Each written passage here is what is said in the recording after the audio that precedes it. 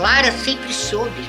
Desde criança, desde pequena, ela sabia qual era o melhor caminho a trilhar para atingir os seus objetivos.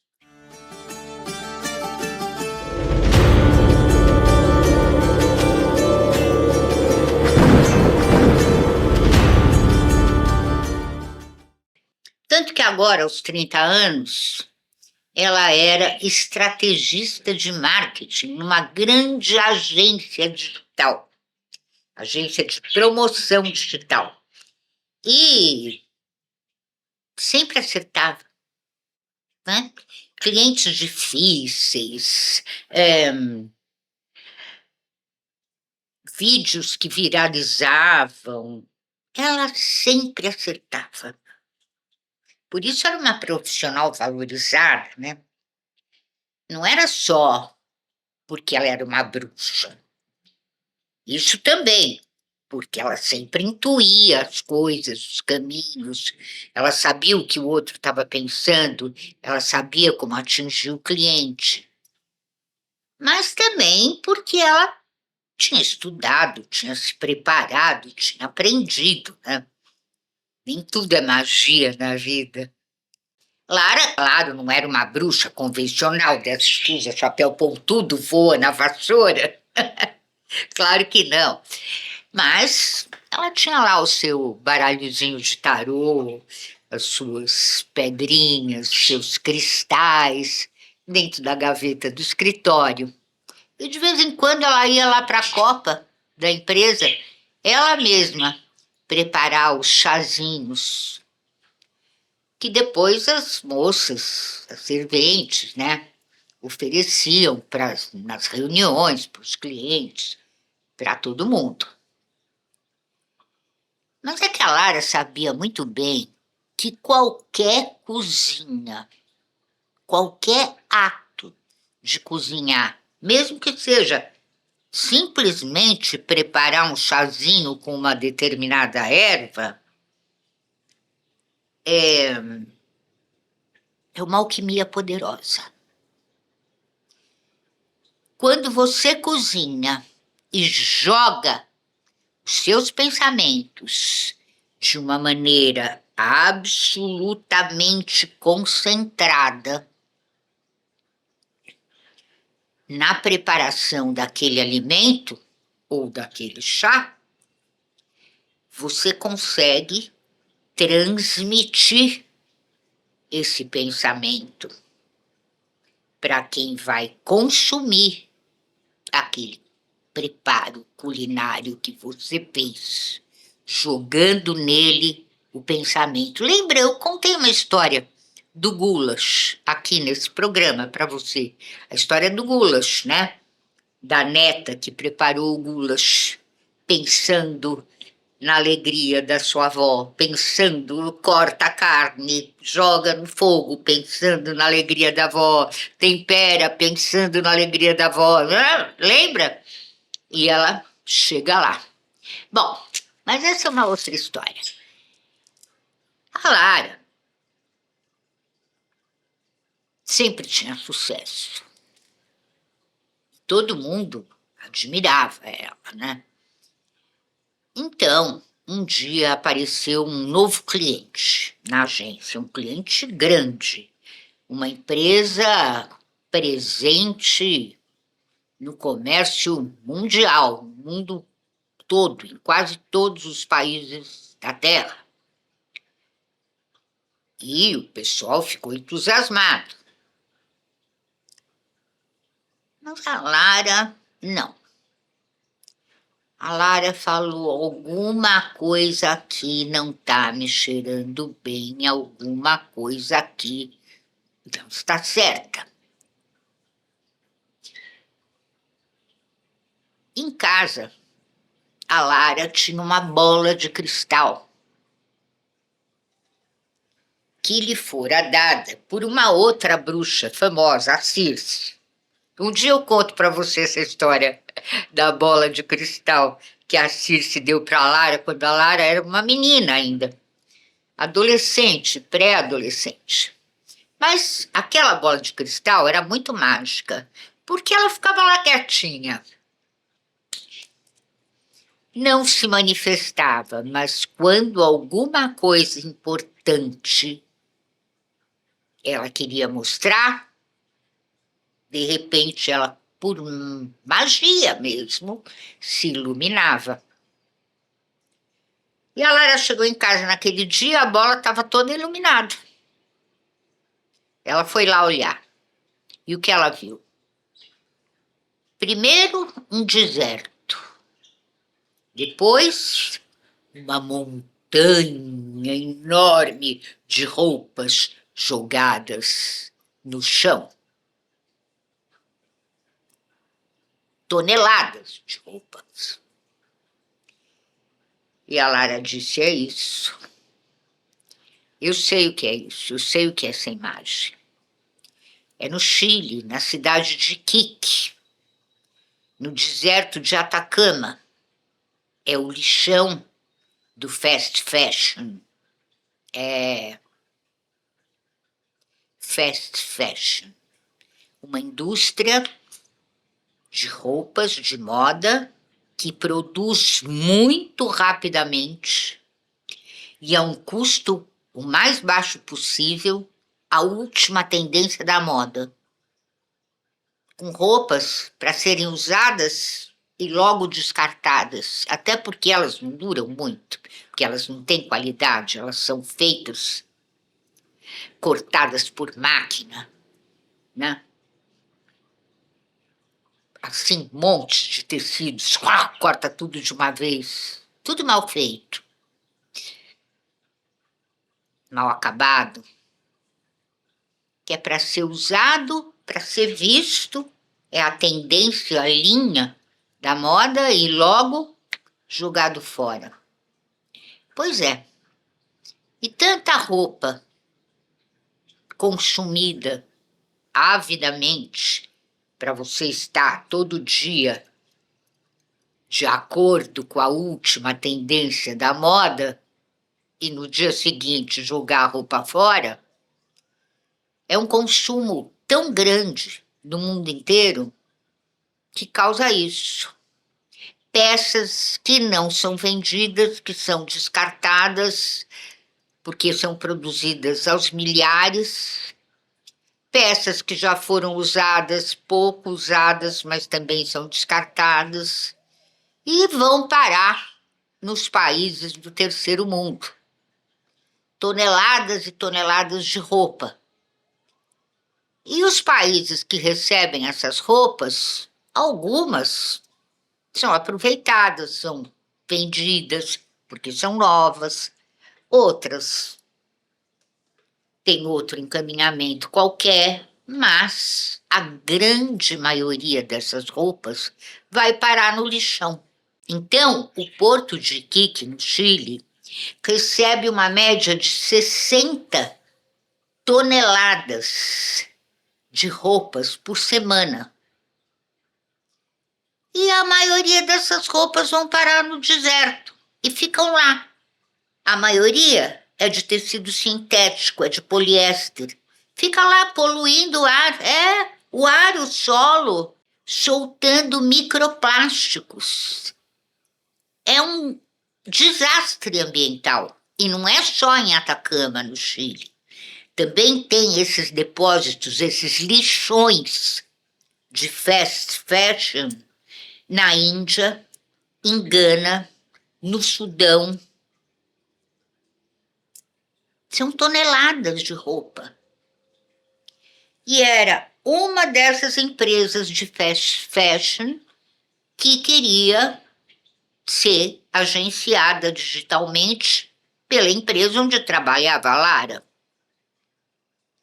A Lara pegou o baralho, perguntou: essa empresa tem etiquetas nos lixões de moda do mundo? E o baralho respondeu um sim desse tamanho. E ela foi para a internet pesquisar a empresa. Então estava lá só coisas maravilhosas, empresa enorme, empregava não sei quantas pessoas no mundo inteiro, produzia não sei quantas toneladas de roupa, blá, blá, blá. E produção com sustentabilidade. A empresa se orgulhando disso, mas e daí? No processo de fabricação, sustentabilidade. No resultado, poluição nos lixões. Não. A Lara falou, não, não, não. Eu não vou promover isso. Eu não vou contribuir para que o mundo continue consumindo desbragadamente, irresponsavelmente, uma modinha baratinha, oportunista, descartável. Não. Não. Eu não vou fazer isso. No dia seguinte, ela chegou para trabalhar e foi direto para a diretoria. Chegou lá e falou: quero falar com o diretor-geral, o Guimarães. E a secretária: mas ele está com a agenda daquele jeito, Lara. Você não vai conseguir falar com ele hoje. Não, mas é urgente, eu preciso falar com ele. E aí ela olhou fixamente nos olhos da secretária, e a secretária: tá bom, eu vou ver o que eu posso fazer. Entrou na sala do diretor, voltou e disse para a Lara: ele tem 5 minutos para você. Pode entrar. A Lara entrou, perguntou para ele se ele conhecia os lixões da moda descartável, do fast fashion. Ele conhecia. A Lara falou sobre a grande poluição que esses lixões, que são quilômetros de extensão, são toneladas e toneladas de roupas jogadas, roupas sintéticas, poluindo tudo. E ela disse: Guimarães, eu não me sinto à vontade para promover esse tipo de esculhambação, porque isso é uma esculhambação.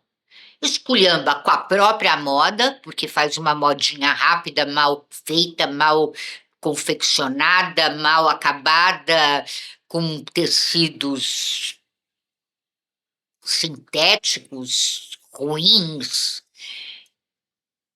para ser usada uma semana, duas, depois jogada fora e acabar poluindo ainda mais o pobre do nosso planeta, que é a única casa que a gente tem. E o Guimarães: sei, mas você quer que eu faça o quê? Que eu recuse o cliente? Você sabe o que significa? Perguntou ele. Para a nossa empresa, esse cliente? E a Lara: claro que eu sei. Reconhecimento, muito dinheiro, crescimento, faturamento, tudo. Prestígio. Então, como é que eu vou dizer não para um cliente desse tamanho? Eu não posso. Além disso, mesmo que eu fizesse isso que você quer, que eu dissesse não, ele ia para o nosso concorrente ia promovê-lo nas redes sociais da mesma maneira. Então, que adiantaria a gente recusar o cliente? E a Lara: não é só recusar o cliente. A gente deve botar a boca no mundo. A gente deve divulgar o porquê a nossa agência não se sente à vontade em incrementar esse tipo de consumo. Falar das consequências, falar da irresponsabilidade das pessoas, dessa compulsão por estar na moda, né? E falar sobre o contrário, old fashion, né? A moda como arte, a moda com os tecidos mais nobres, a moda de peças bem cortadas, uma a uma, a moda de peças bem encaixadas, bem costuradas, bem acabadas, chuleadas, com botões lindos, a moda clássica.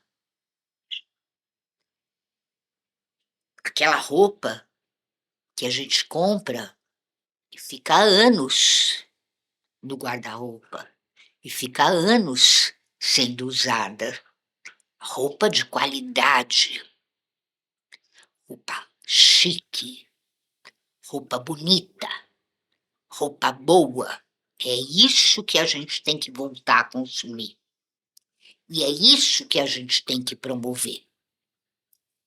E se a gente falar tudo isso nas redes sociais, explicar por que nós nos recusamos a atender esse cliente de fast fashion, o nosso concorrente não vai ficar muito à vontade para atender ele, não.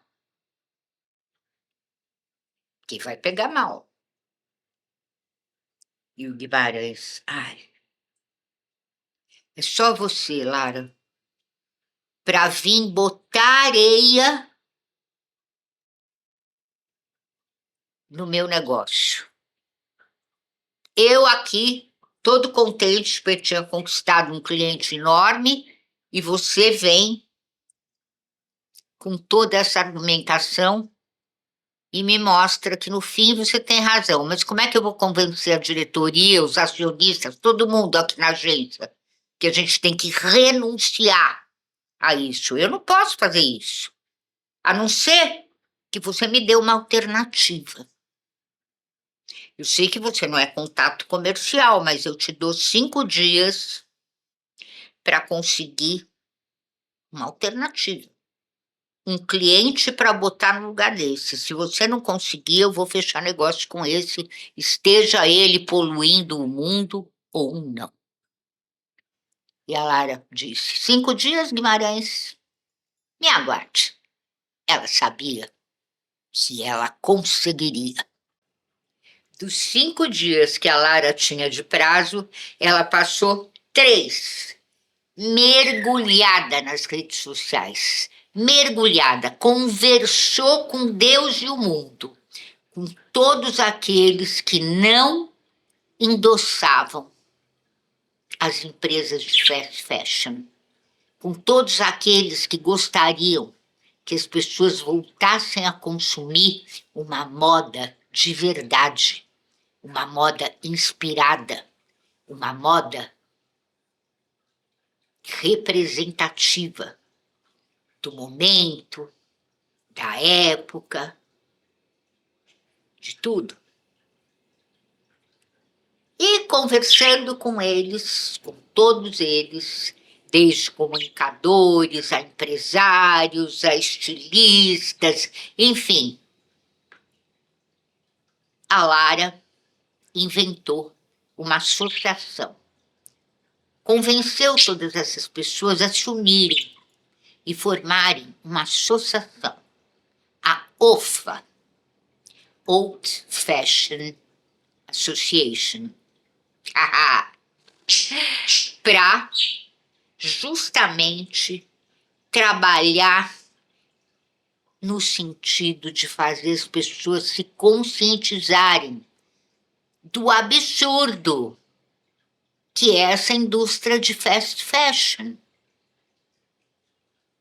Quer dizer, trabalhar contra aquele que seria o seu cliente, né?